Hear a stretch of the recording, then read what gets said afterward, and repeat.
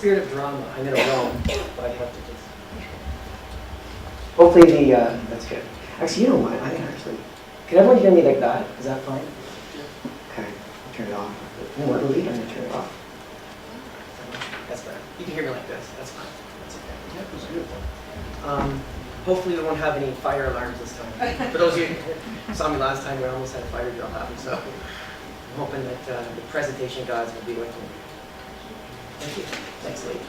Okay, so I'm going to essentially expand a bit on the two first presentations, and actually, Jeff, you touched on a lot of things that I'm going to now sort of skip over a bit or build on. No, it's commonalities. But I think this kind of goes along the lines of what you're trying to dramatize or create passion. I see presentations as the gift that keeps on giving.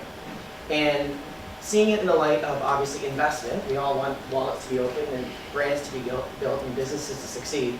But also seeing it as a gift you're giving your audience so that they will, in turn, give it to other people within their network to create buzz. Because referral now, whether it's marketing or any kind of business, is the best form of advertising. So that's kind of my theme for today. Here we go. So I see it as the gift that keeps on giving. So to that end, I just want to set the stage around, literally, that every business is a stage. And thinking along the lines that, yes, you may be in a boardroom. Yes, everyone there be wearing a tie. Yes, you may be talking about video games. Yes, you may be talking about healthcare. But it's setting the tone in the way that you want to deliver this on the stage to bring the brand or product to life, okay? Again, I wouldn't highly recommend you dropping this into your VC presentations, but again, I'm trying to create the impression that it's a mindset that you need to have, okay? So just my 5 key tips, and I'll expand on this with a lot of visuals, okay? Know who your presentation gift is for, which is your audience. So know who you're giving it to. Invite them into your story that you want to sell and tell. Identify 1, 2, or 3 building blocks to build your presentation around. So I'm going to talk a bit about the verbal side, but also with the composition of the story as well. Because one of the things that, again, depends on sort of your style and in terms of the message you want to deliver is, do you have pictures on your slide like Jad did, where it had a couple bullet points? Are you more comfortable with more text? Again, it's up to you and the audience you're delivering to create that impression. Again, create a presentation that gives the gift of gab. I really think there has to be talk value that comes out of the boardroom to make your investment work. Get a real presence. Be a story seller. Okay, storytelling is a common term now that's talked about when it comes to presentations. But the reality is you're still selling, but doing it in a transparent, authentic way with a lot of sincerity can go a long way today in business. And then wrap it up and take a bow. Okay? Be grateful to your audience. And I created an acronym around BOW to really leave a positive impression for everyone that you engage. Okay, so know what your gift is for. Know your audience. Again, just a visual, but one thing that I've learned certainly from my career in corporate on the marketing side, but also now as a teacher, is it's really important to, even before your meeting, try to find out who some of the key players are as influencers. Try to find out how they think and what they'll best respond to in the way that you articulate the message. Okay, I'm not going to, hide anything. I'm a quite creative guy. I love, getting up in my day and giving inspirational talks about innovation of any regard. But the reality is, when I was, growing through the ranks at Campbell Soup and with Cadbury, and then on the entrepreneurial side when I've been helping clients sell to VCs, the reality is there was different hats that I had to be aware of in the audience and to punctuate and seed the right messages so that my brand could be sold. This is just a chart that I pulled out, but it's interesting. Even going as deep as understanding, am I talking to an analytic, a driver, someone who's more empathetic, someone who's a real maverick? Just understanding the dynamics that are at play in the room before you even go in.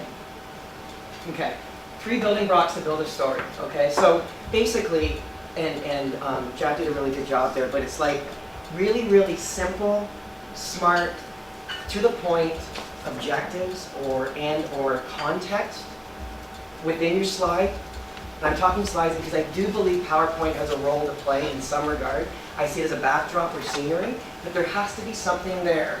And fortunately, early in my career, I was a copywriter. So I have the ability now to take complex strategic problems and theme them or give them headlines. So that's that has been real benefit to me as I built presentations, but you have to do that as well. So you may know your product story better than anyone, and all the intricacies around the engineering, etc. But the reality is, back to the audience scenario, is they're not in the same shoes as you. And you've got to tell that story and sell it in a way that compels them and inspires them to go forward. Stories that work. I've got Pinocchio on there, but I'm not encouraging everyone to be a liar.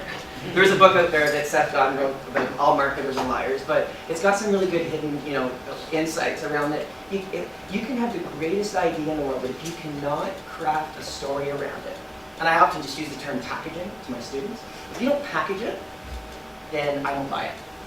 And it's that simple. Gives the gift of God. So, buzzworthy presentation. So, actually, go backwards. Just the whole notion that there's got to be something disruptive or differentiated within your idea to begin with that you can bring to the forefront to make it even be talked about more. Because, to the point early on that Sonny was alluding to is that, showing the positioning chart or something that maps out your brand in a different place than the competition. You have to visually show that, but also talk about it to sell it in a way that positions you that way. I mean, if I think about like brands I've worked on in my career, I always go back to the toothpaste example where, Crest, fights cavities because it's got fluorostat and it's endorsed by the Canadian Dental Association. Well, the other toothpaste do too, a really good job. But that's the positioning and ownership they took for their business and their brand as a corporation.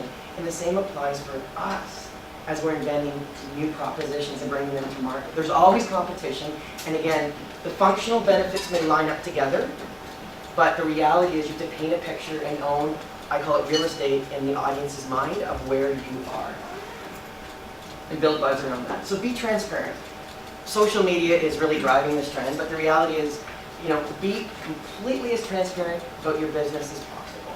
Obviously there's confidentiality things at play in certain ways, but the more open you are to inviting comments and collaborating, the stronger the sales will be.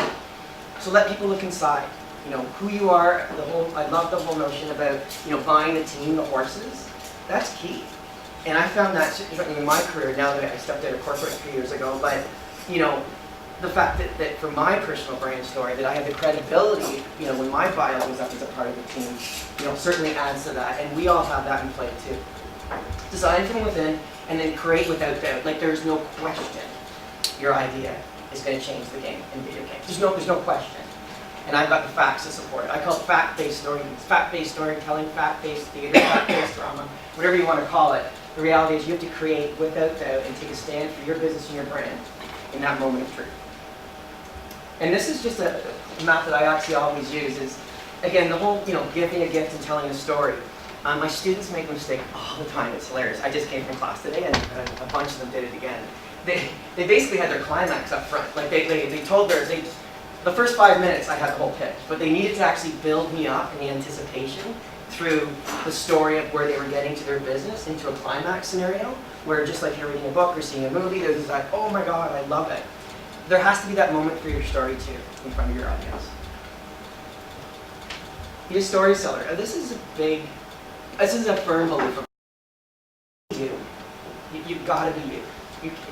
Everyone has certain attributes within their style that they want to accentuate. I think it was great that, Jad, you mentioned that, I consider myself an intro extrovert. I'm a pretty cerebral guy, but I'm very comfortable on my feet and always have been. But what I've learned through sort of as I found myself as a brand through my business career is that you got to be yourself. There's certain guiding principles you got to adhere to, but you got to be yourself. Dress the part. Just back to that quickly. You probably all look at me going, oh my God, you're wearing jeans. And dress shirt. But this is my part. And this is my part for this presentation tonight. So this story, this is me, this is brand me, this is what I'm going to bring to this meeting and the dynamics of the speakers that Widdis put in play. And I'm going to be myself.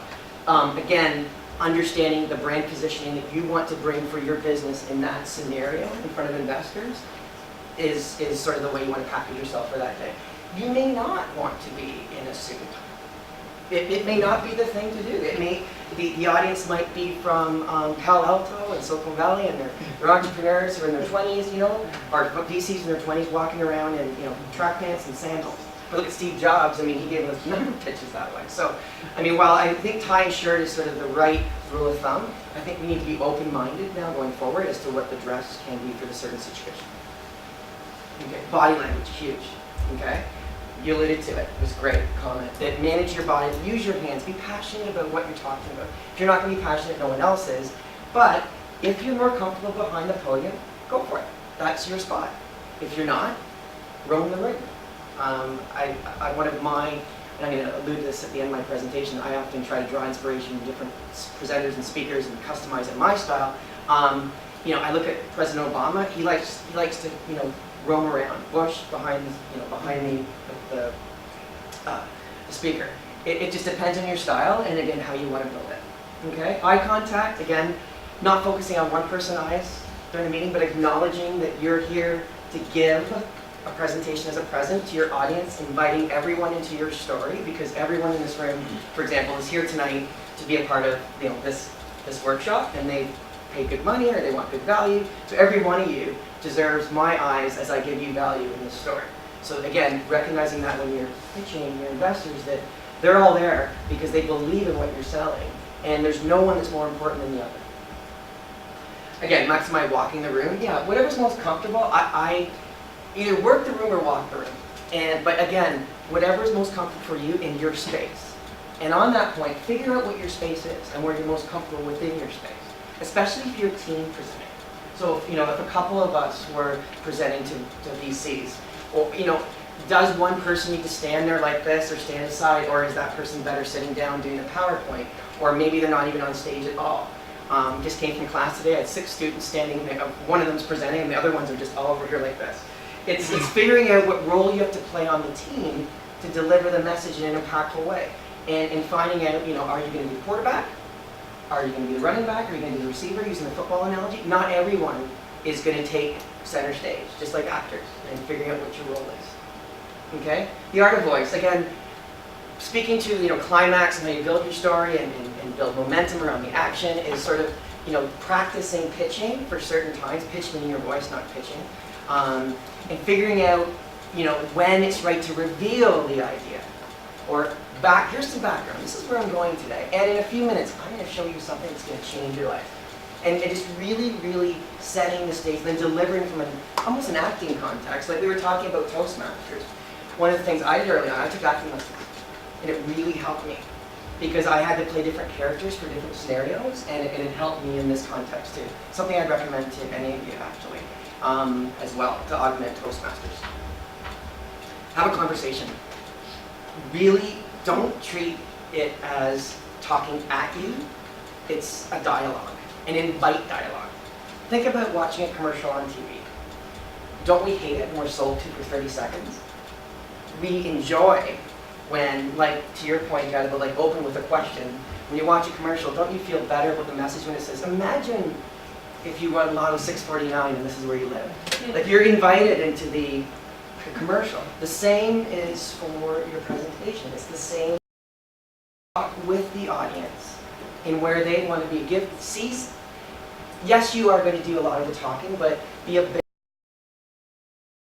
to relinquish control and go over where the audience takes you, okay, for the discussion part. Talk with the audience. Share and connect. You're up here sharing ideas that are going to help VCs to make a lot of money. Yes, you're here to share your idea because you want them to invest, because you want to make sure your business works, because you've got a dream and you've got your business plan against it. But flip that and think about, I'm here to make you a lot of money. You're going to believe in me. Flip that need and you'd be amazed the connection you'll be able to build. Finally, take a bow. The Oscars just ended. Take a bow. So, to that end, be grateful to the audience for their time, the fact that they were there, they believe in you, they've seen your message, they're thinking about your brand, they're thinking about where you're going. Own a lasting impression. So own something from a dramatical perspective. I'm not suggesting like to do a backflip or a cartwheel or, you know, drop in a video, but just do something that, again, differentiates you. For example, today I gave a presentation and I held an apple up, like a teacher, and I said, is this an icon for education? Is it a fruit? Or is it Steve Jobs, or is it Steve Jobs' best friend? And to provoke discussion. So that became my ending. And then wrap it up with a call to action. There's got to be a next step. There's got to be something that you want to get happening from the meeting. One of the things I'm finding now as an educator too, and you probably know this from your PhD, is that often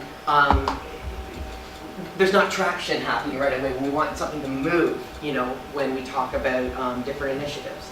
And I think in business that can happen as well as in education and other sectors where there has to be something tied to it to deliver a next meeting or a next session.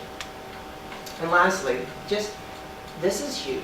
Like, if you walk away on a lasting impression from me, draw inspiration from speakers in the public eye, and tonight, like for example, when you see different styles and different dynamics happen from the groups that are going to be in play, these are some of the key influencers that have played into my style and my confidence in becoming a public speaker. Obama, Tom Peters, Bill Clinton, someone didn't show up in that card, sorry, that's a technical coincidence. Oprah Winfrey, Walt Disney for sure. Like, watch old Walt Disney clips from the 50s when he was selling Disneyland as an idea. Phenomenal speaker. Steve Jobs, obviously. Oh my God, this is terrible. Tony Robbins, I want to say Tim Robbins. And then Billy Graham as an evangelist. Some really good, you know, great presentation skills. And I'm sure you know many more, okay? But these become your mentors virtually. Because you study them, you incorporate their thoughts, and you build from there. And make it fun. It's fun. We're going after an innovation. We're going after an idea. You got nothing to lose. Give it a shot. If you don't get it the first time, and President Campbell, I love when he used to say, fail forward, fail again. You know, just try again. You know, kudos to you guys for, you know, taking that step. I have the utmost respect for entrepreneurs. And that's the end. Thank you.